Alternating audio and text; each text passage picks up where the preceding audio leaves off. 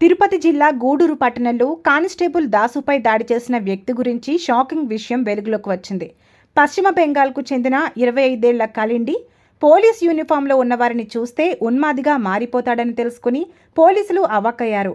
కాగా షాప్ ముందు నిలబడ్డ కానిస్టేబుల్ దాసుపై ఈ సైకో వెనక నుంచి కర్రతో దాడి చేశాడు. నిందితుడు కలిండిని పోలీసులు అరెస్ట్ చేశారు.